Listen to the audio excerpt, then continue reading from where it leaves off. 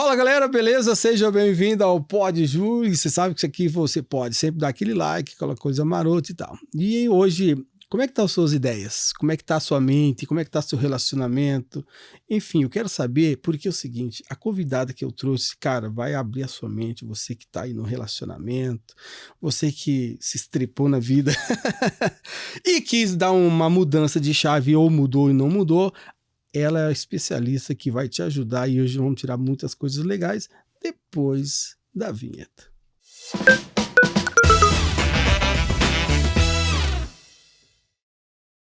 Então, de volta, olha só. Então, voltando, né, naquele spoilerzinho que eu tava falando, quem é que nunca, né, não teve um problema sentimental, amoroso, e que depois a gente foi ver que era tudo psíquico e que começou por ali e que no final das contas trouxe algumas coisas que não eram legais e aí depois você virou a chave e é sempre assim, a gente passa, né, poucas e boas, como diz a minha mãe, mas a vida que segue. E hoje, para nossa, né, conversa e nosso bate-papo, Bianca Caselato, né, va bene? Que é nossa convidada, que hoje nós vamos falar sobre relacionamento, enfim, tudo que está relacionado a uma psicologia boa do negócio. Primeiro, obrigada, Júlio, muito obrigada, é uma honra, um prazer enorme estar aqui com você, né? Agora falando um pouquinho do outro lado, né? Falando um pouquinho do meu trabalho, compartilhando um pouquinho sobre mim, sobre os relacionamentos, sobre como que a gente chega, né?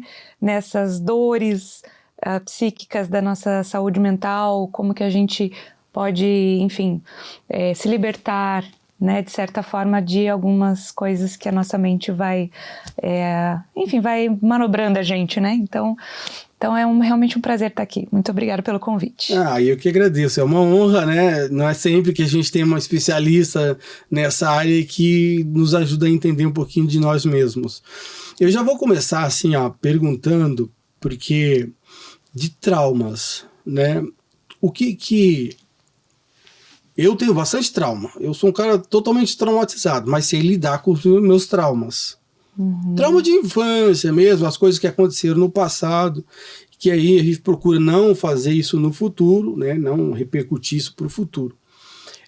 Como que as pessoas, vamos pelo começo, como que a gente começa a se libertando desse troço? Porque é difícil, né? Bem difícil. O que acontece, Júlio? O nosso cérebro, ele armazena memórias, né? A gente sabe, a gente tem as nossas memórias de longo prazo, de curto prazo, mas o curioso é que o nosso cérebro, ele armazena principalmente as memórias que têm impacto emocional. Então, por exemplo, o dia do seu casamento, o dia que nasce um filho, as que tiveram forte impacto emocional, normalmente são as memórias em que a gente mais vai ter acesso, né? Justamente porque a gente memorizou e com cunho emocional, né? Porque as memórias são processos. Então imagina, o que é um trauma? Um trauma, você passou por uma experiência que teve um forte impacto emocional negativo. Então, a nossa mente, ela vai estar sempre que tiver um gatilho ou algo que remeta àquele trauma, a gente vai evocar essas memórias com um cunho emocional.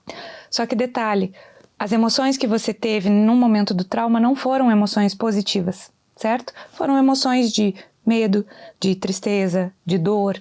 Então, quando vem um gatilho ou quando vem alguma situação que a tua mente identifique que seja similar àquela memória lá de trás, automaticamente você vai evocar não só a memória do fato, mas também as emoções ligadas ao evento.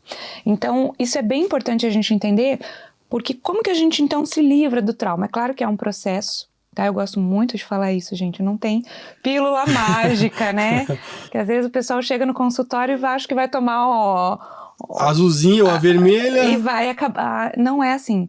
Mas, uma vez sabendo disso, a gente entende que as memórias podem ser evocadas via sensações. Então, na minha prática clínica de Gestalt terapia e também da terapia do esquema, que são duas abordagens que trabalham muito com as vivências, a gente tenta reproduzir, claro, com bastante cuidado, com bastante cautela, justamente porque teve um forte impacto emocional e muitas vezes a gente vai bem aos pouquinhos, né, para não retraumatizar. Esse é o grande risco, retraumatizar aquela pessoa, para que ela vá tomando consciência e a gente possa ir ressignificando aquela memória, com novas sensações, com consciência daquelas sensações e de que nem tudo que está à volta dela realmente se refere àquele trauma, né? Mas isso realmente é um processo lento, possível, sim, e que exige muita enfrentamento, mas é um enfrentamento passo a passo, né? Por isso que é muito importante ter um acompanhamento psicológico e às vezes, dependendo do caso, até psiquiátrico, para que a gente possa ir trabalhando esse trauma e desmembrando essas memórias aos pouquinhos, né? Tá, e engraçado, e por que essas memórias que a gente tem e que traumatiza, ela sempre está ligado ao personagem? Olha só para você ter uma ideia, e aí eu já perdoei, eu acho que é uma coisa assim, minha. No dia do meu casamento, há 22 anos atrás, o pastor Rogério Amorim, que o senhor me perdoe, se o senhor assistir esse negócio, aí tá aí uma coisa, e eu já declarei o perdão, ok? Ele pegou e falou assim, ó, no dia do casamento tinha a fotógrafa que eu tinha contratado. Aí ela falou assim, a gente, no dia, eu tinha comprado o rolo de filme, porque era na época do filme, né? E ela tinha alguns que estavam com ela.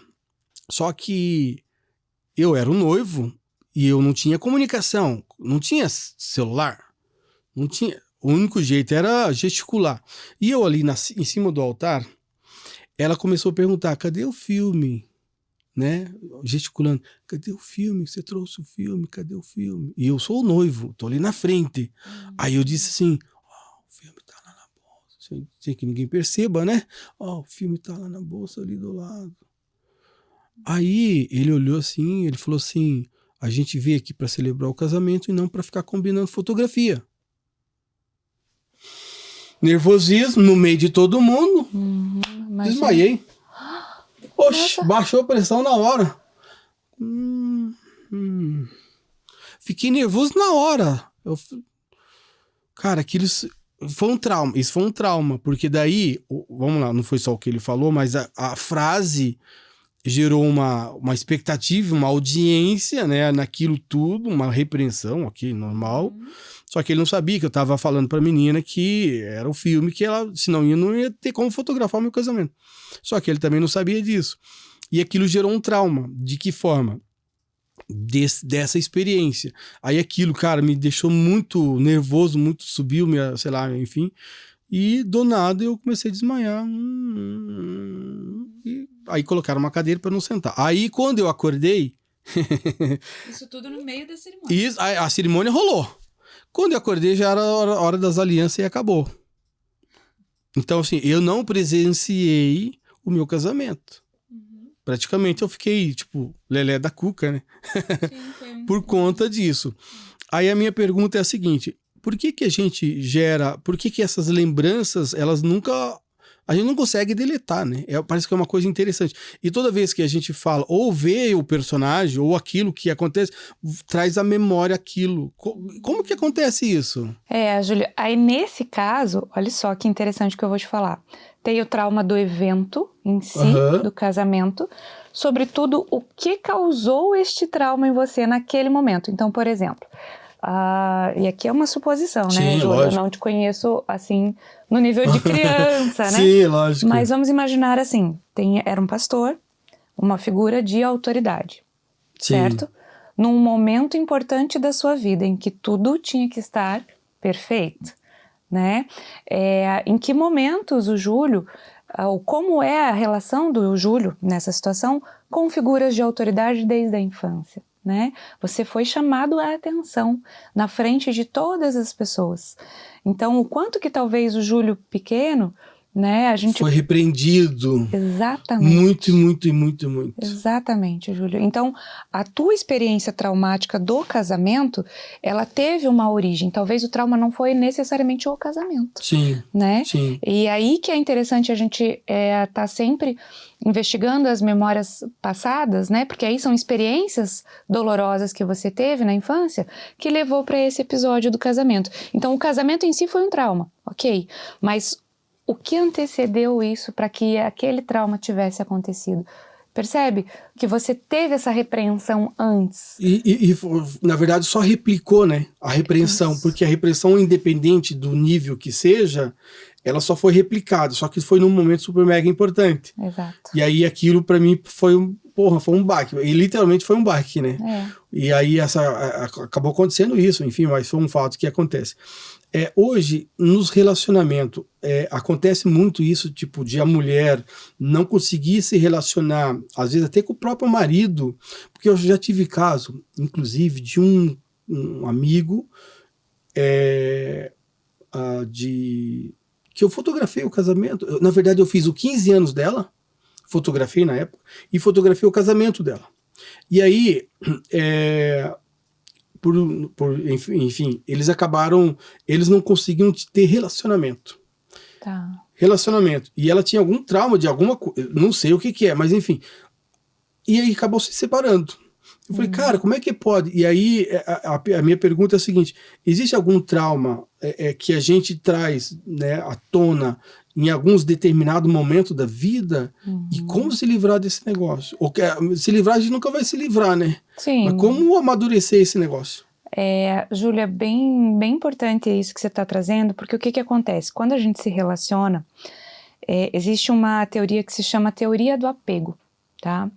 Essa teoria do apego são as nossas relações primárias com os nossos cuidadores, né? Geralmente mãe e pai, os biológicos ou não, mas aquele primeiro cuidador. Porque quando você nasce, você precisa de alguém para você sobreviver. Para cuidar da gente. Para cuidar da gente, né?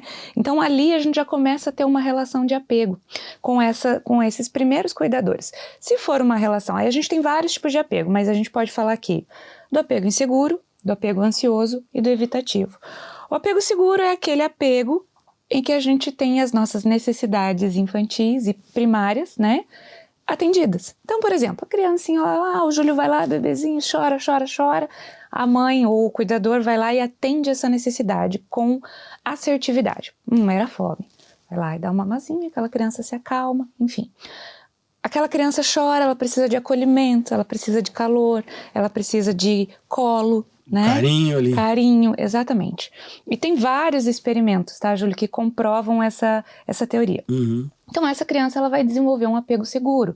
Ou seja, quando ela, na fase adulta da vida dela, ela vai se relacionar com pessoas que, de certa forma, vão transferir para ela, ou vão satisfazer as necessidades emocionais dela. Não vai ser aquele companheiro ou companheira mais presente, mais carinhoso, que não vai fazer com que ela sinta falta. Ou mesmo que não seja sempre, porque não existe uma relação que vai ser 100% presente ou 100% perfeita, né? Não tem. Mas aquela pessoa que teve um apego seguro, ela não vai sentir tanto. Ela vai estar bem resolvida, né? Vamos lá. Mas ao contrário do seguro, a gente tem aquele apego ansioso. Esse apego ansioso, Júlio, é aquela criança que teve as suas necessidades bem ambivalentes. O que é isso? Uma hora o cuidador ia lá e acertava. Dava um colo, Uma outra hora o cuidador não estava com paciência, ia lá e deixava chorando. Deixa chorando no berço. Vamos deixar lá abandonadinho. Ou a criança precisa de comida agora. Mas agora eu não consigo dar comida para ela. Eu deixo. Mas amanhã ela dá. Amanhã ela dá aquele carinho. Mas depois de amanhã ela desaparece de novo. E aí a criança ela vai desenvolvendo aquilo que a gente chama de apego ansioso. Ela nunca sabe quando aquela pessoa vai estar ali, disponível para ela, para satisfazer a necessidade dela. Aí essa mesma criancinha vai lá na vida adulta e ela se relaciona com quem? Com pessoas que vão fazer isso na vida dela, né? Que ora vão estar disponível, ora não vai estar. Mas o problema não é só a pessoa. O problema é quem estava com aquele apego ansioso, porque aí ela vai desenvolver uma característica ansiosa frente àquele relacionamento. Então ela vai ficar ligando, ela vai ser aquela pessoa que vai estar insegura. Onde que ele está? Quem dá? E aí, o que você está fazendo agora? Não, controladora, querendo controlar tudo, porque ela depositou a felicidade dela no outro, né? Ela acreditava que o outro era o grande provedor da felicidade dela, mas ela nunca sabe quando que ela pode ou não contar com ele, né? E aí, na terceira, a gente tem aquele apego evitativo, aquela completamente negligente, aqueles cuidadores que, de fato, o abandonaram, aqueles cuidadores que não deram afeto, que não deram carinho, E aí vai lá aquela pessoinha na vida adulta e se relaciona com quem? Com aquelas pessoas que vão abandonar ela, que vão prometer mundos e fundos e de repente vão deixar. E ela vai estar ali, ou pior, Júlio, que acontece muito, que eu sempre falo que os relacionamentos não acabam por excesso de briga, mas acabam por falta de conexão, né? Com certeza. Vão ser sempre aqueles relacionamentos que não conversam, que são evitativos de fato. Eles não entram, eles não se aprofundam. Então são crianças que elas desenvolvem esse mecanismo da evitação para se proteger, né? Eu não vou entrar em contato que ninguém me cuida, ninguém me olha, ninguém... São aquelas crianças mais sem expressão, sabe? Porque elas não tiveram aquelas necessidades atendidas. Então, tudo isso nessa primeira infância vai gerando esse possível trauma que ela vai levar para o relacionamento. É o tal do grãozinho que eu tenho que cuidar dele para que quando ele for adulto seja um grãozinho bom. Quase isso. Exatamente. Mas engraçado, eu não, olha, literalmente eu não imaginava que isso tinha muito a ver, ou totalmente a ver, com já ali na parte mais afetiva, com o relacionamento com os próprios pais. Exatamente. Eu brinco assim, é tudo culpa da mãe, né? Mas não necessariamente da mãe, por isso que eu falo os cuidadores, né? Mas e nesse mundo hoje? Vamos trazer hoje agora para a nossa atualidade. No mundo de hoje, como que a gente faz? Porque a gente está em 1000 atividades, a gente quer fazer tudo ao mesmo tempo. E querendo não, vamos lá, na minha época eu só trabalhava e estudava. Sim. Né? Hoje as crianças... Não, eu trabalhava desde criança. Sim. Dá para carregar um tijolo aí? Então eu carrego o tijolo. Dá para carpinar uma roça ali, com a enxada, então ok. Só que hoje as crianças têm muita atividade. Eu falei ontem para minha esposa, falei assim, cara, minha filha vai na escola de manhã, daí vai na outra escola à tarde, aí à noite tem Kumon, e quando que essa criança vai brincar? Tá entendendo? Então, tipo assim, cara, aí eu vi as amiguinhas aqui, não sei o quê, ok, tem o tempo, mas ontem ela ficou até às 10 horas da noite estudando, aí quando sai do Kumon, volta pra casa, ainda tem que estudar a lição da outra escola. Do dia anterior, então a criança não tem descanso, então a gente tem que tomar cuidado com relação a isso. Mas aí, esse mundo que tem, isso eu tô falando da minha, sim, que eu seguro internet, celular, não sei o quê, e como lidar com essas crianças de hoje em dia?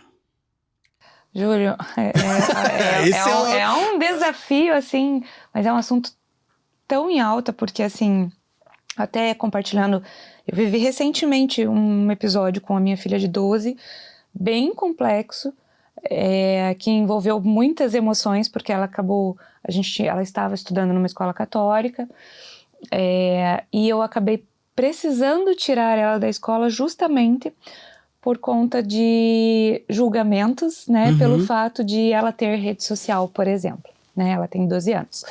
E, enfim, acabou um julgamento, a coisa tomou uma proporção bem grande, sabe? A ponto de eu ter que mudar ela de escola. O que eu falo, Júlio? A gente precisa tomar muito cuidado com os excessos dos dois lados, né? Tanto o excesso de atividades, como você bem trouxe aqui, quanto a falta. Por quê? Ou a proibição, vamos usar assim. Porque o mundo tá aí. Tá aí para eles, tá aí. Eles veem o quê? Os pais acelerados também. Nós somos culpados disso. Isso aqui. A minha filha vê lá, tô respondendo o Júlio, tô respondendo a não sei o quê. Como que eu olho para ela e falo, não, você não vai ter. Primeira coisa que ela vai me dizer, mas eu tô vendo você. A minha fala, pai, quando você vai me dar o celular? Exato. E aí, Júlio, é diálogo, né? Eu falo assim... Só que para que você tenha um diálogo, você precisa apresentar para ela o que é aquilo, né? Então, nessa escola católica, por exemplo, não se falava com as crianças sobre rede social. Ou quando se falava, só falava dos perigos, né? Você não pode ter porque alguém pode entrar, pode pegar uma foto. E aí eu não estou nem julgando quem tem essa opinião, não é sobre isso. Sim, lógico. Né? Mas eu atendo adolescentes. E o que eu vejo, Júlio? Que adolescentes e crianças, né? Eu atendo mais adolescente do que criança, mas porque meu público é mais adolescente para adulto ali já, né? Sim. Mas o que eu vejo muito? Eles vão fazer, eles vão dar um jeito. Com certeza. Né? É que nem a gente. O pai falava assim, não vai. Aí você pulava a janela, saía, ia pro baile e voltava. Olha aí, ó. Aí eu dando. Ia pro baile e voltava antes que ele acordasse. É isso aí. E aí abria a janela, pulava de volta, fingia que tava dormindo. Exatamente, Júlio. É desse jeito. E aí, assim, eu escuto cada história de adolescente de mudar a foto de WhatsApp pra mãe pensar que tá falando com a mãe da amiga. Nossa. Então, assim, eles vão dar um jeito, porque o mundo tá aqui. Tá conectado. Não adianta a gente mostrar que não existe, porque existe. E se a gente mostrar que não existe, a gente não tem abertura pro diálogo. Vai dialogar sobre o quê? Sobre uma coisa que não existe? Sim, não tem como. Se a criança não sabe, eu não sei sobre sexualidade, tem 12 anos.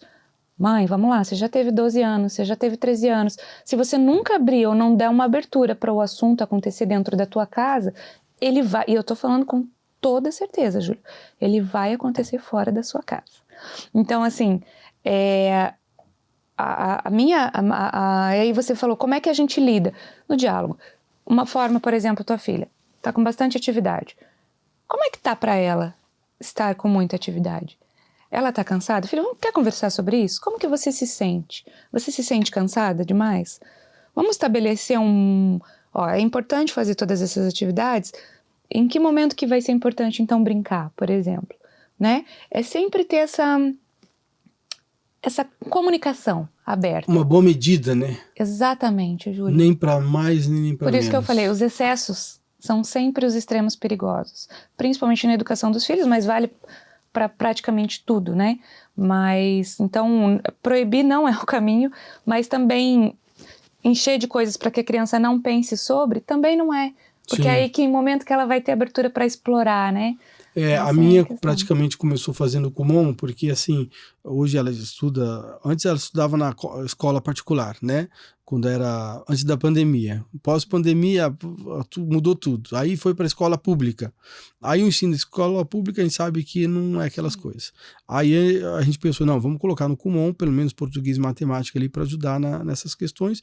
E realmente ajudou muito, assim, a nível assim, de escola, de aprendizado. Hoje ela sabe muita coisa, aprendeu a ler e escrever no Kumon, antes mesmo da escola. Então, quando a galerinha, tava lá 6 meses de aula, que ninguém sabia nem escrever o nome direito, ela já sabia ler e escrever, entende? Então já estava lá na frente. Isso aí é legal, só que daí existe aquela questão ok, a gente é adulto, a gente sabe que a gente eu acordo, sei lá, 5h30, 6 horas da manhã e vou dormir a hora que tiver que dormir.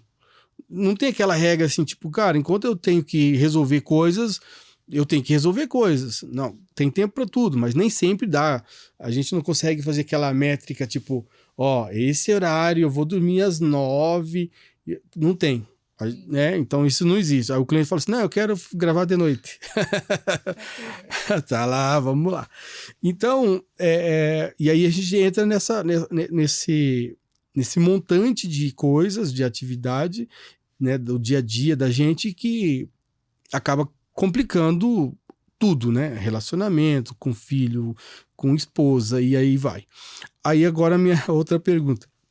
Quando uma pessoa, uma mulher, enfim, ela começa a ter esse tipo de parâmetro, vamos pensar assim, entre isso aqui não está sendo saudável para mim, ou seja, um relacionamento, ou seja, enfim, qualquer coisa que ela esteja fazendo, que não está sendo saudável, ela tem que procurar um especialista para poder dar uma direção, porque a gente é meio perdido nessa história. Então, assim, ela tem que... É legal, como que para você a gente se vê nisso? Porque, para não chegar, vamos pensar assim, chegar lá na frente, o cara se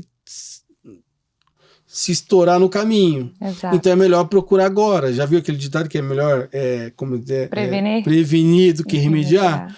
Quando é que eu entro no caminho para uma terapia? Júlio, assim, eu não gosto do tem que, né, do tipo assim, mas sim. Mas o tem que quando você sente que algo não vai bem. Tá, Bianca, como que é isso? O primeiro critério que eu utilizo, tá, Júlio, para definir se a pessoa deve ou não, acho que na verdade, assim, a terapia ela serve para muitas coisas, sim, né? Então, lógico. assim, autoconhecimento, Até para desabafar, se a gente for olhar assim, até para, cara, vamos lá, né? Vamos ver como é que tá a vida, vamos conversar. Ter alguém, ter um amigo, às vezes até um amigo, né? Tem gente que vai só para desabafar e conversar. E aí é que é o X. A escuta ativa, ela é melhor do que qualquer palavra que o teu amigo pode te dizer. Então, se você vai buscar um amigo, por exemplo, que seja um amigo que saiba mais ouvir do que falar. Primeira coisa, né? Porque aí ele não vai colocar uma opinião sugestionada dele no evento. Porque imagina assim, acontece muito isso, tá, Júlio? Não fugindo da tua pergunta, mas só... já vou falar da parte quando buscar terapia, tá? Mas o que acontece? Chega a mulher lá no meu consultório, mulher ou homem, mas nesse caso mais mulheres, que chegam lá e começam. Não, porque meu marido é isso, porque meu marido é aquilo, porque meu marido não me ajuda em nada, porque meu marido... Se ela fala tudo isso para uma amiga, dependendo da amiga, não são todas, óbvio, não vamos generalizar, mas a tendência natural desta amiga é fazer o quê? Larga dele então, né? O que você tá fazendo com ele? Esse cara não presta não, Esse cara não presta e tal. Um olhar psicoterapêutico não vai olhar por esse viés. O olhar psicoterapêutico vai entender como é que tá esse relacionamento. Se esse homem, por exemplo, não está ajudando ela em casa, como que ela está afastando ele dessa casa? De que maneira que ela pode assumir essa responsabilidade por 50% que é dela na relação, para que a dinâmica familiar melhore, né? Então, nem tudo é sobre larga logo essa pessoa, né? Sim. Então, às vezes, um casamento que tem muito potencial para ser reconstruído, para ser reconectado, é desfeito por conta de pessoas ali instigando, larga, faz isso. Então, assim, eu falo assim, por isso até o POD não é terapia, mas é terapêutico, porque de fato não é a terapia, ela precisa acontecer com esse olhar de que você... O que está por trás, o que não é dito em palavras, né? E que a gente precisa ouvir. Então... e aí voltando, quando que a gente precisa então de psicoterapia, né? Quando algo está gerando sofrimento, Júlio. Eu acho que esse é o principal critério. Para mim vale para tudo, tá? Bianca, quando que uma ansiedade é normal e quando que ela não é? Quando você está tendo... Porque a ansiedade todo mundo tem, né? É o mal do século, como dizem... A gente tem ansiedade, a gente não cura a ansiedade. Até pelo dia que vai nascer, né? Porque você tá tão ansioso que quer que ele nasça mais rápido, né? Exatamente. E você, enfim, desde que você nasce já tá ansioso. Né? Eu não falei da ansiedade, da separação, do apego, quando você é neném. A ansiedade, ela já tá ali. Agora, quando que ela é... E a ansiedade, na verdade, ela tem uma função primitiva de nos proteger, né? Porque ela é derivada do medo. Então, o medo, ele tem uma função, é uma emoção que veio para nós, primitivamente, para nos proteger de perigo. Então, essa é a função do medo. Quando ela vira uma ansiedade patológica, é quando a gente está tendo prejuízo na nossa vida. E aí é prejuízo no trabalho, por conta da ansiedade, prejuízo no relacionamento, por conta da ansiedade. Aí a gente precisa entrar com uma ajuda psicoterapêutica, né? Para que a gente possa entender esses medos que provavelmente são lá da infância. Tá guardado na gaveta. Tá guardado na gaveta, lá naquelas memórias que a gente falou no começo do POD, né? Então, a gente precisa entender essa ansiedade. Se ela for extremamente patológica ou já tiver se transformado em um transtorno, é possível que o próprio psicólogo encaminhe para um psiquiatra, né? Porque a ansiedade, ela faz sintomas físicos. Né? Então a gente tem taquicardia, a gente tem sudorese, a mão sua, tem gente que tem dor de barriga, né? Por exemplo, antes de vir num POD, desmaia. Então né? Agora eu descobri que eu tô ansioso, velho. Ai. Meu Deus, você falou uma palavra ali que agora eu descobri que eu tô ansioso. Na verdade, eu não sei se seria bem a ansiedade, eu acho que é a ansiedade, mas assim, ó, tem duas coisas que que eu antigamente eu tenho uma coisa que é da minha mãe, que chama-se gastrite nervosa. Eu fiquei nervoso uma vez na vida. E aí eu quase desmaiei, porque daí ela ataca de uma certa forma que dá uma... Cara, aquilo dá um ruim assim e você apaga. A gastrite nervosa é assim. E aí, como que eu controlo a gastrite nervosa? Não ficando nervoso. Então eu sou um cara que eu não fico nervoso. Cai o mundo hoje, mas eu não fico nervoso mais. Eu entendi que isso me prejudica. Então não vou ter gastrite nervosa, só tive uma vez só e descobri que era isso.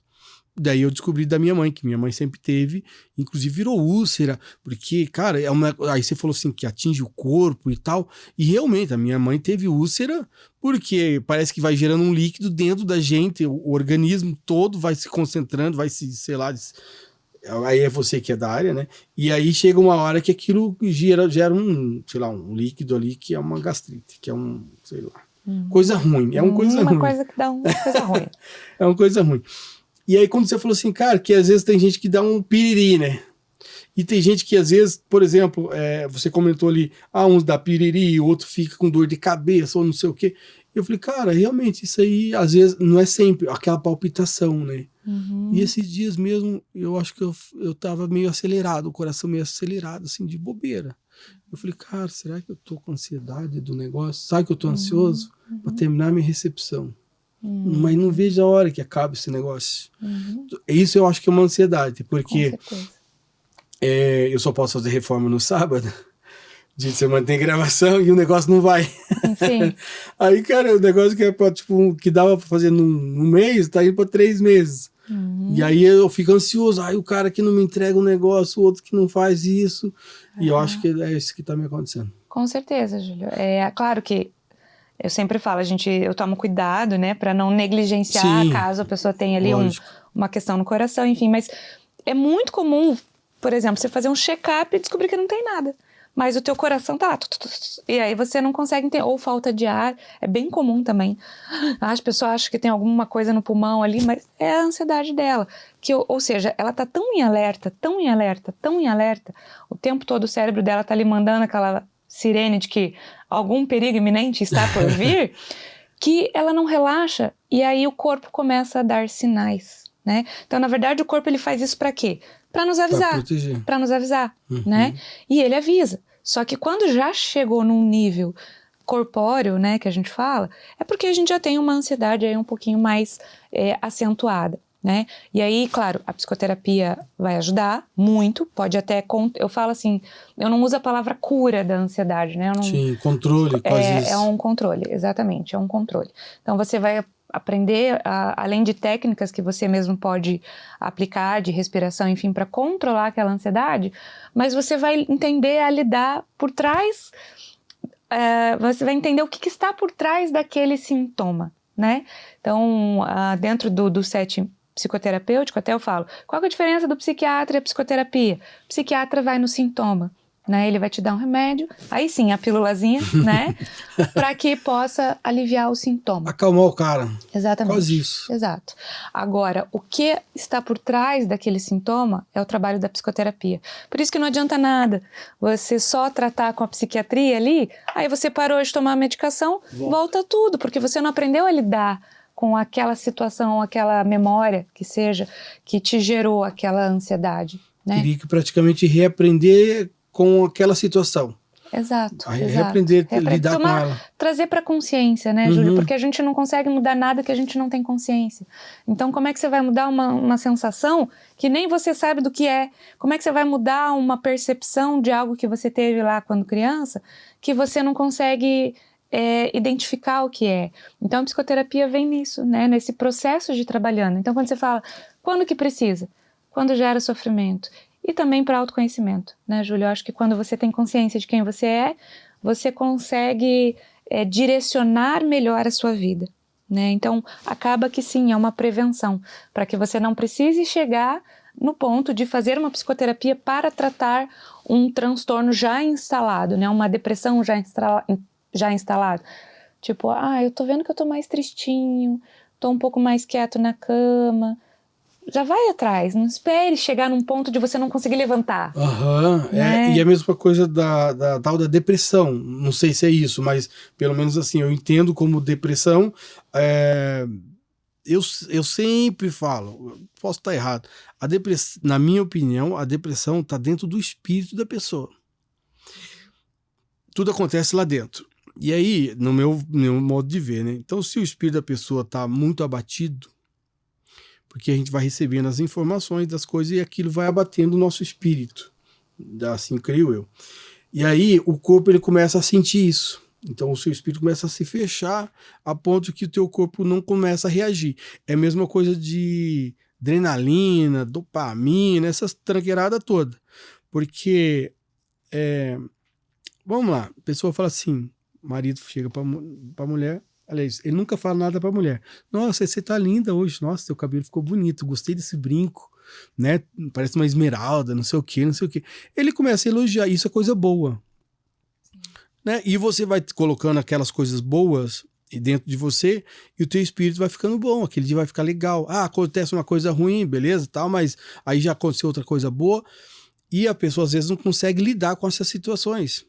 E aí eu vejo o seguinte, que o espírito da pessoa, se tiver ruim, cara, aquela pessoa cai numa deprê. Eu tô falando isso porque aconteceu já com uma prima minha. E era cristão, que não tem nada a ver. Sim, não tem nada religião. a ver com religião. Tem a ver com dentro da pessoa. Entendeu? A religião não tem nada a ver com uma coisa com a outra. Mas o espírito da pessoa, porque abala, querendo ou não, vai abalando. Né? É a mesma coisa de você. Se todo dia você levasse um não. Não, que eu acho que os pais fazem muito isso, né, com os filhos, né? Não faz isso. Não. Aí, o que eu posso, então, nesse mundo? Se eu vim para esse mundo para fazer o que esse dado eu posso fazer? Sim. Então, isso não sei se acaba afetando, mas no meu ponto de vista, esse tipo de comportamento, de palavras, de atitudes que a gente acaba colocando ali num relacionamento ou na vida das pessoas, acaba prejudicando a pessoa, até no desenvolvimento do trabalho de cada uma.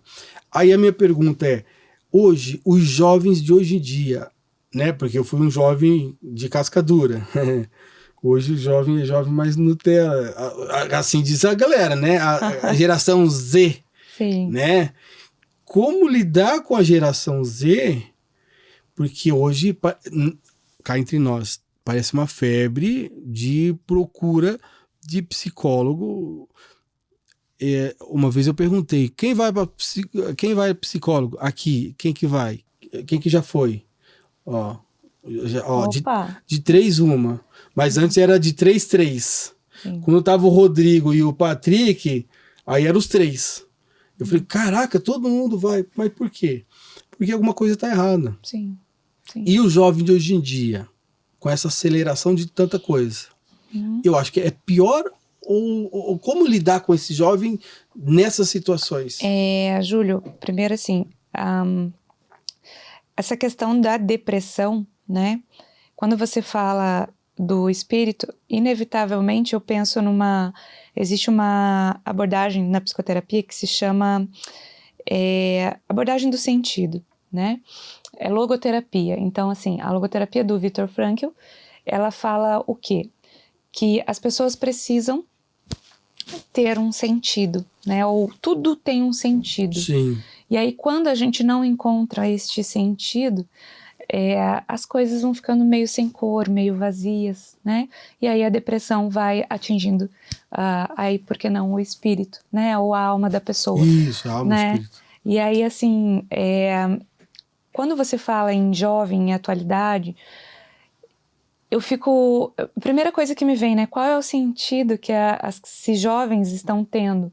Porque é tudo muito mais fácil do que, por exemplo, na nossa geração, né? Então, e hoje eles, inclusive para trabalhar, a geração Z, ela precisa ter um sentido naquilo, um propósito. Não se trabalha mais, os jovens hoje não ficam mais dentro das organizações por conta só de um salário, né? Sim. Eles entendem que eles precisam de um senso de pertença ali, de sentido. De comunidade, sei lá, enfim, Exatamente. De estar ligado àquilo. Então, só que o que acontece? Tem aquele jovem que fica o dia inteiro no celular, entra no quarto e fica lá no celular. Aí não tem pais muito presentes, porque acabaram... tá no celular, é mais cômodo, é mais fácil, né, do que conversar, do que entender. Esse jovem começa a perder o sentido, né? Para que eu tô aqui no mundo? Eu vou para a escola, eles, né, em geral não trabalham ainda. Os adolescentes começaram a trabalhar muito mais tarde do que a gente começou. Sim, com certeza.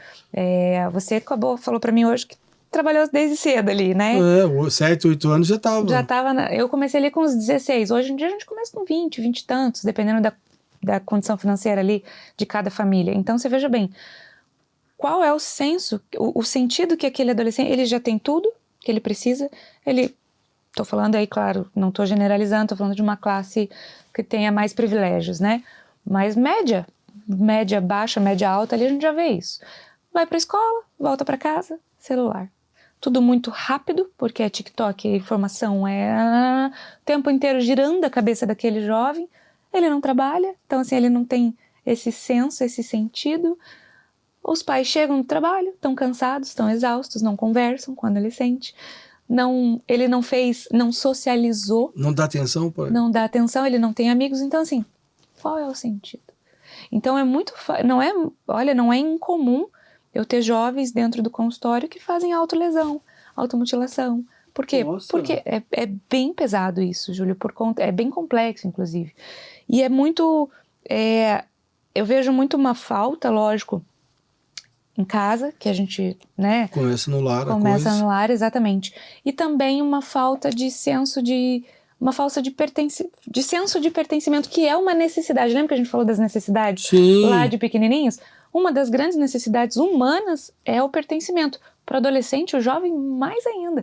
Né? O adolescente ele precisa pertencer a grupos, ele tem que ter amigos. Né? Se você vê um adolescente sozinho, quietinho ali, opa, já sendo uma lanterna. É o grupo do nerd, é o grupo dos tiktokeiros, é o grupo de não sei o quê, mas eles estão conectados. Tem que ter o grupo, ele tem que ter um senso de pertença, um sentido para aquela existência, né? E aí para que aquilo não se torne de fato uma depressão ou uma super ansiedade, né? Uma ansiedade generalizada ali para esse adolescente. Então, estar presente com eles, com os jovens, dar sentido para eles, entender, permitir que eles tenham autonomia, que é hoje são duas grandes necessidades que eu vejo que estão em falta com os jovens, né? A primeira necessidade de autonomia. Pais hiperprotetores que não tiveram isso. Meu Deus. Querem fazer tudo pelos filhos. E aí aquela criança, imagina, ele foi uma criança. Ele começa a ver o quê? Não, mas meu pai não confia em mim. Eu não sei fazer nada, eu sou incompetente. E aí ele não tem autoconfiança. Né? A autoestima dele fica minada. Porque assim, o pai faz tudo. O pai ou a mãe ou o cuidador faz tudo. Mas isso engraçado que isso é uma coisa dos pais. Sim. E você falando assim, agora eu me vi nesse cenário. Em que sentido? A gente, pais que passaram por poucas e boas, para conseguir alguma coisa na vida, vamos passar assim financeiramente, quer dar o melhor para o filho. E aí ele não quer que o filho passe pelo que ele passou, achando que ele está livrando o filho de um problema e causando um problema maior. Exatamente, Júlio. Achando que está livrando o filho. Nenhum problema, Júlio, em dar as coisas. Sim. O problema, eu falo que é no motivo, né? Então, porque o limite também é outra necessidade para eu falar. Uhum. Né? Um é a autonomia. A criança poder, ou o adolescente poder ter esse espaço em o que o pai fala, eu confio em você. Né? Quando eu falei que a minha filha tem rede social, já há 5 anos, tem muitos pais que são absolutamente contra mim e tá tudo bem, eu entendo os perigos. Só que eu entendi que fazia parte do potencial dela e que eu não poderia tolir ela. Mas o que eu faço? Estou te dando autonomia. Estou cuidando, lógico, dos perigos, eu monitoro ela, o pai dela também monitora, mas ela tem autonomia, ou seja, eu confio nela. O que eu estou dizendo para ela? Filha, eu confio em você, a minha confiança você já tem. A hora que você quebrar isso, aí a gente conversa de novo. Então, assim, ela já cresce com aquele senso de responsabilidade e autonomia. Eu sou responsável por isso aqui que a minha mãe depositou para mim. Que foi o quê? Confiança. Quando a mãe proíbe, quando a mãe só fica em cima ali, o que ela está dizendo para o filho? Inconscientemente, eu não confio em você, né? Eu não confio em você. Claro que não é o que ela quer fazer, mas é como aquela criança significa, entende, Júlio? Entendi. Tipo, a criança, ela não tem um senso do tipo, minha mãe está dizendo não porque ela quer me proteger. A criança não tem isso é um pensamento do adulto, né? A criança, ela tem aquele sentimento assim, ela é chata, ela tá fazendo isso porque ela não confia em mim, ela não deixa, é o que ela faz? Cria um perfil falso, que eu já vi vários adolescentes fazendo, ela vai dar um jeito de fazer aquilo que a gente pega falou. o celular da amiga, do coisa. Exato. E aí, do outro lado, a gente tem o limite. Por isso que eu falo, educar, gente, é um trabalho mais difícil, né? Tem uma frase que diz, né, que se você não está tendo trabalho nenhum na educação do teu filho, então abre o teu olho porque você não está educando, né? Você abandonou, tem alguma coisa errada aí. Do outro lado, a gente tem um limite. E a gente quer dar tudo para os nossos filhos, só que qual é o grau de motivador para ele estar ganhando determinada situação? Então, por exemplo, minhas filhas estudam numa boa escola. Uma escola que fala inglês, que não, ok. Problema nenhum, Júlio. Eu falo isso para elas. Não tem nenhum problema vocês terem a oportunidade, o privilégio de poderem estudar numa escola que você vai falar inglês e que tudo mais. Agora, faça disso algo para o mundo, eu falo. Então, aproveite o privilégio que vocês têm, porque é um privilégio, porque são meninas brancas, de família classe média ali, ok, média alta, tem possibilidade de estudar numa boa escola, ok. Problema nenhum nisso, não precisa ser patinho feio e falar, ai meu Deus, não, mas faz alguma coisa com isso, muda o mundo, sabe? Aprendi a falar inglês e tal, o que eu vou fazer com isso? Aí minha filha mais nova, a mais velha, falou assim, mamãe, então eu posso ser presidente do Brasil?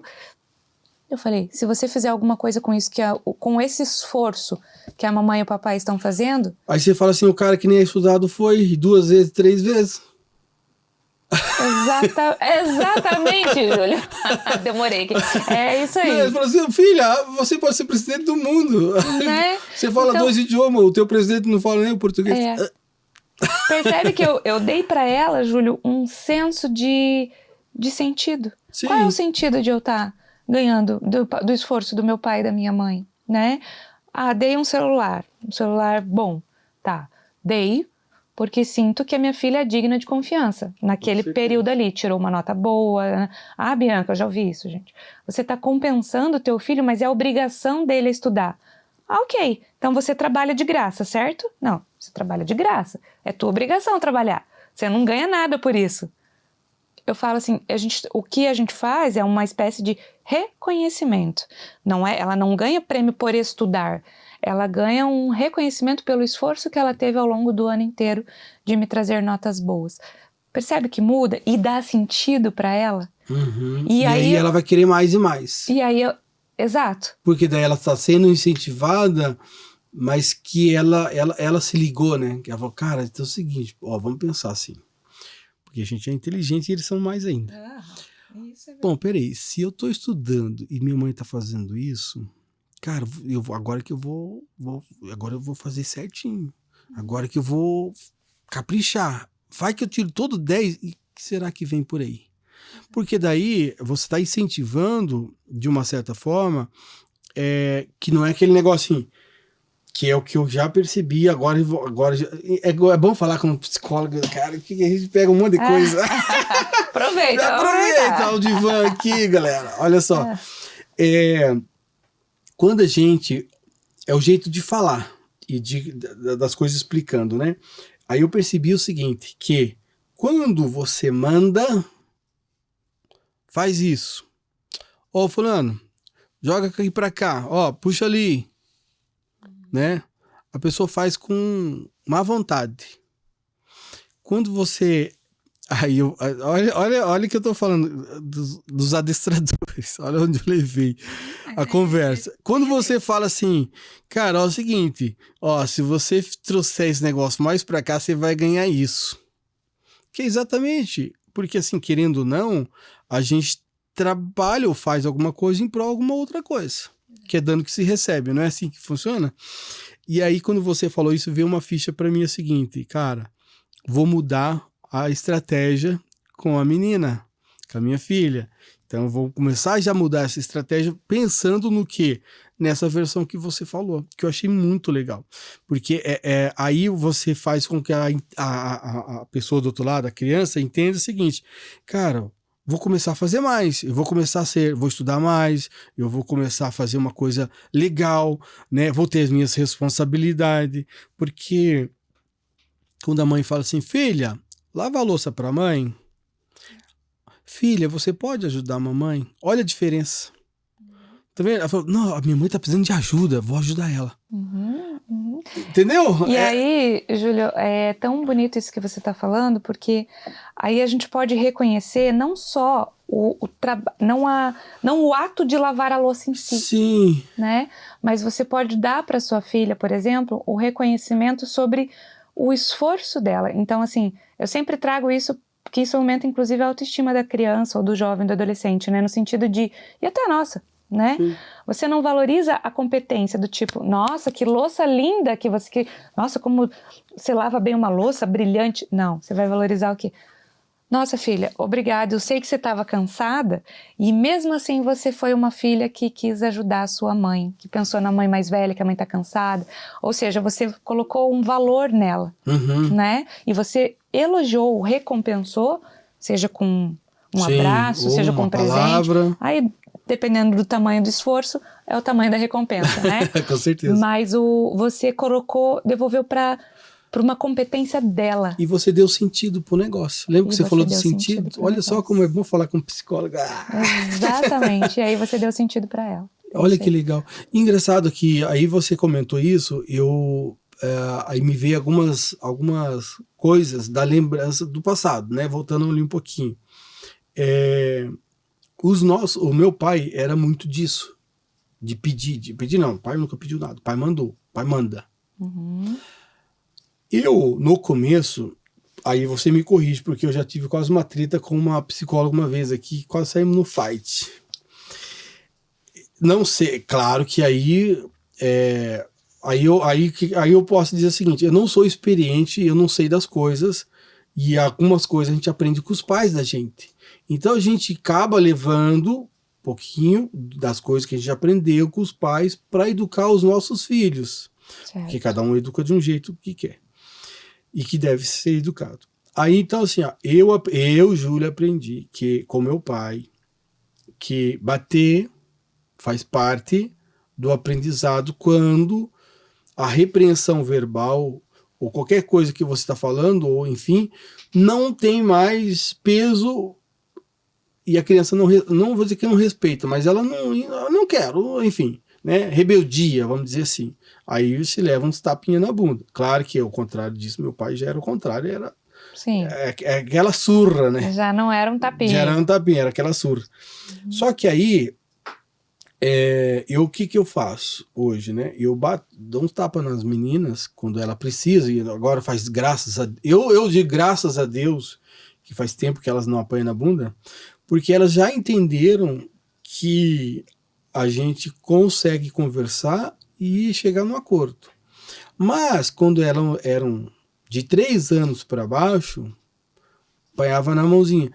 Não vou aqui, nada, porque parece que eles não entendem, eles não têm ainda aquela memória assim, tipo, isso aqui vai pegar fogo se eu tacar fogo nesse negócio. E ela nem sabe o que é fogo. Sim. Então parece que você fala assim, não põe a mão.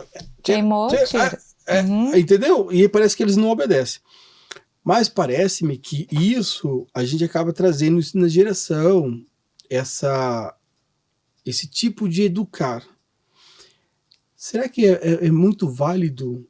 Eu acho que agora eu conversando com você, eu acho que entendo que é muito válido todos os pais, independente, todos os pais, ter um divã com você.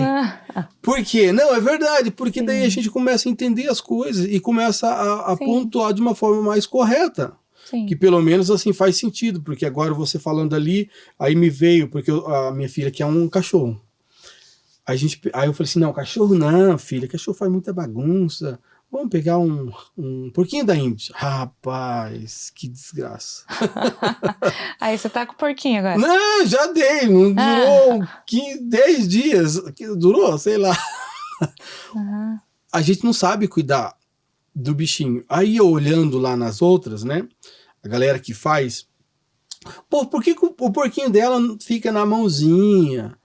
E ele come, e cara, e dá comando pro porquinho, e o porquinho faz tudo. E eu falei, esse bendito porquinho é um filho de uma régua?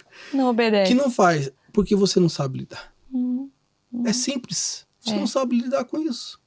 Tem que aprender a lidar com as pessoas, com os animais, com a sua equipe, com a tua empresa, você tem que aprender a lidar. E como? procurando alguém que já sabe o caminho das pedras. Eu falo assim, a gente precisa... Porque, embora os pais precisam de orientação, porque muitos, eu brinco assim, quando eu tô, por exemplo, com uma pessoa no setting terapêutico, né? Uhum. E aí, a gente quando começa a entrar no assunto mãe e pai, tem uma tendência muito natural da pessoa, não, mas meu pai, ele fazia, mas ele não fez por mal. Já de proteger, né? De defender. Quando a gente entra num movimento acusatório, assim, né? E aí, o que eu sempre trago, ok, essa é a adulta falando, né? A criança, ela não sabe que o pai, por exemplo, meu pai me bateu, vou pegar esse exemplo, tá, Júlia? Nenhum julgamento, nenhuma crítica a respeito disso, tá? Não, sim. Mas assim, a criança, ela não sabe que o pai aprendeu isso com o pai dele e com, entende? Já vem de geração esse negócio. É só uma criança. O que ela vai significar? Meu pai tá nervoso. Eu fiz alguma coisa muito errada, né? Talvez, nesse caso, eu mereço apanhar mesmo, né? Uhum. E aí ela já aprende, ou pelo medo, porque o medo é uma emoção que fica encalacrada ali lá com a dentro, gente, né? E aí ela passa a respeitar, só que ela leva isso pra vida adulta. Leva pro adulto, esse que é o grande problema. Então... tá, Bianca, mas aí o que a gente faz? Não que tenha um manual, tá, Júlia? Isso não existe. Não existe, porque cada família sabe que funciona, por isso que eu falei, jamais teria um julgamento aqui, né? Sim. Agora, tirar o reforço, por exemplo, você deu essa caneca, né? Porque ela lavou a louça. Pelo bom comportamento. Ela lavou a louça e ganhou a caneca. Amanhã, não quero, não deu sentido, então tá bom. Pegamos essa caneca de volta, filha. Papai não tá triste com você. Só que a caneca fica comigo, tá bom? Uhum. Mas eu continuo te amando, tá? Sim. Porque o que ela pensa? Puxa vida, ele ainda me ama. Ele não me ama só quando eu faço coisa certa. Sim, ele me ama apesar das coisas erradas, né? E o que a gente às vezes faz, Júlia, então que eu tava falando, que às vezes quando a gente entra num processo na psicoterapia, e aí começa numa acusação de pai e mãe, né? Uhum. Eu falo assim, tá bom, vamos proteger teu pai e tua mãe aqui no adulto, tá? Realmente.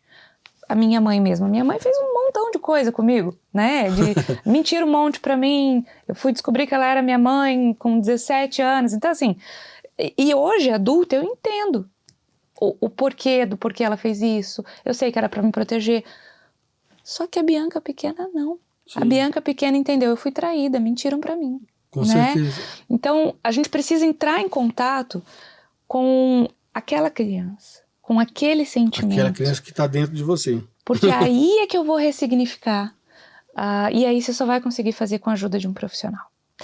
É difícil dizer para você assim, Júlio, vamos falar aqui dos teus pais, vamos ressignificar esse teu pai, vamos entender o que aquele garotinho sentia, né? O Júlio, ele não vai entender ou conseguir dizer isso para mim sozinho, né? Sim. Ele vai precisar, porque isso é o que não é dito. E talvez o Júlio nem lembre, tá? Talvez é uma memória que foi tão dolorida quando ele era criança, que lembra que eu falei do impacto emocional? Ele guardou e ele recalcou. Isso também faz parte do nosso processo de memória. A gente esqueceu, recalcou. Pessoas abusadas. Eu trabalho com muitas mulheres que sofrem abuso. Isso é bem difícil. Júlio, elas recalcam num nível que elas não querem entrar em contato com aquela dor, né? E não que a gente a gente não vai retraumatizar aquela mulher. Eu não vou voltar naquele momento, naquela situação. Só que a gente vai trabalhar todas as sensações que aquilo gerou nela, naquele momento do abuso. Eu não vou retraumatizá-la, mas ela precisa, de alguma maneira, se libertar daquilo. Sentir. Uhum. Sentir. Então, o Júlio, adulto, que tem lá suas mágoas, suas questões e tudo mais, ele vai precisar se reconectar com as sensações dele. E isso ele só vai fazer com a ajuda de um profissional, de um psicólogo. Porque o psiquiatra vai dar a pílula para o sintoma. E se a gente for levar por esse lado, acho que 99,9% da população está precisando realmente disso. E engraçado que você comentou, e assim, ó, o que eu faço com as minhas meninas? Eu sou um pai, eu sou brabo. Não parece. Não, mas eu sou chato com todo mundo. Eu sou assim, ó, linha dura. e coração mole, sou linha dura e coração mole. Então eu converso com elas, como assim, filha, ó, quando elas apanham, e isso é difícil, mas quando apanha na bunda,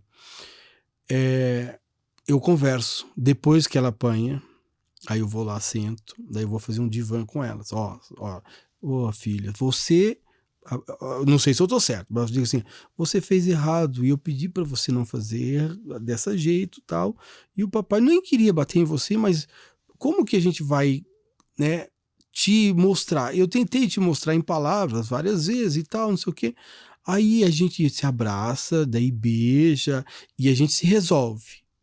A gente sempre se resolveu. A gente nunca deixou assim, tipo, cara, bati na minha filha e deixa que fica pro lá. Não, a gente se resolve. Você perdoa o papai? Beleza? Não vamos mais fazer isso pra gente ficar de boa? Que a pequenininha de 5 anos tá falando, pai, tô de boa. Fala, velho, dessa idade tô falando na gíria. Pai, tô de boa. Ela fala assim, não, pai, tô de boa hoje, não sei o quê. Eu falei, cara, olha a geração, cara, 4 anos falando tô de boa. Daí eu falei, não, então vamos ficar de boa, tal. Aí se resolve. Não sei se é o certo, se é errado, mas enfim, a gente acaba se entendendo. E aí eu tenho essa afetividade com todas elas, desde a mãe, eu sempre gosto de ser um pai carinhoso. Então, vamos lá. Eu tenho que ser 90% melhor do que o malzinho tem que ser o mínimo possível. Sim. Ou se de preferência não existisse. Mas esse malzinho é aquele cara que depois que se irrita, né? Lembra do tapa na bunda? Então, o tapa na bunda. Cara, chega uma hora que você não tem o que fazer. Sim. Você passou do seu limite, que, enfim. Tá tudo bem, Júlio. E tá tudo bem, e todo mundo erra, e a gente tem que se consertar. Eu acho que eu vejo por aí. O que eu quero comentar com você, pra gente já, né, levar aí para os finalmente, hoje, mulheres, quem que procura mais hoje? É a geração ou os pais das gerações? A conversa no consultório. O pai procura mais, tá? Mas o pai às vezes procura por estar preocupado com a geração. Com a geração. Uhum. Então acontece isso, tá? Adolescente, quando eu recebo uma demanda, ou o adolescente pede para o pai, porque assim, a gente também tem dentro da psicoterapia, até pelo conselho, tem um cuidado ético de Sim. Ser menor de idade precisa do consentimento, né? Então, mesmo que o adolescente queira o trabalho com o psicoterapeuta, ele pode até pesquisar a gente. Quem pesquisa normalmente é o adolescente. Então, ele vai lá no Instagram da Bianca, viu lá e ele quer ser atendido pela Bianca. Aí ele vai levar, ele ou me manda um oi, alguma coisa assim, mas geralmente ele passa para o pai e o pai procura, né? Uhum. Mas o pai também preocupado procura. Só que aí eu faço o processo inverso. O teu filho sabe, né? Eu preciso que ambos estejam de acordo para que o processo aconteça, né? Mas no caso de menor de idade, a gente precisa da autorização do pai. Então, normalmente, quem chega a mim primeiro é o pai. Mas às vezes o adolescente já fez toda uma varredura de mim, né? Ele já viu tudo. Ele é esperto, né? Exatamente. O pai ou a mãe, né, no caso. Sim, a geração antenada agora, ligada no 360. Mas, Júlio, isso só que você trouxe da criança, né, do tapinha na bunda, eu acho que vale a gente sempre pensar assim, a criança comunica algo pra gente. Então, mesmo num comportamento rebelde dela ali, ela tá comunicando algo que tá faltando. Que a gente não tá vendo. Exato. E aí, se eu puder, assim, dar até pra nós pais, assim, eu falo assim, uma dica, e olha que meu público não é mais os adultos até, né? Mas assim, são pais, são mães, né? Eu tenho muitas mães, sobrecarregadíssimas, enfim. Pergunta pro teu filho, quando ele tiver numa crise, assim, ou quando ele estiver muito desobediente, o que você precisa, filho? A gente não faz isso. Não é, porque a gente também entra na pilha. É aquilo que você falou, eu sou mãe, eu sei, eu também faço isso. Eu já bati na minha filha também, né? E depois fico, meu Deus, o que eu fiz, né? Então, assim, por conta de que nós somos humanos e temos as nossas crianças feridas também dentro Todos da nós gente. Temos, né? Então, assim, pergunta pro teu filho, o que você tá precisando, filho? Ah, papai, preciso de mais atenção. Papai, geralmente vem coisas assim, tá? Porque eles são inteligentíssimos. Papai, preciso que você... uns tapa de luva, assim, nervoso na gente. Preciso que você largue o celular, mamãe. Mamãe, você está trabalhando demais. Mamãe, você só dá atenção pra Giovana, pra outra filha. Mamãe, que às vezes na tua cabeça nada a ver. Elas não estão... A gente não tá nem aí, mas eles estão se Mas se é ligando. sobre o sentimento dela, né? É sobre o que ela tá sentindo. Então, todas as artimanhas de uma criança comunicam alguma coisa. Criança com dificuldade na escola, Júlio.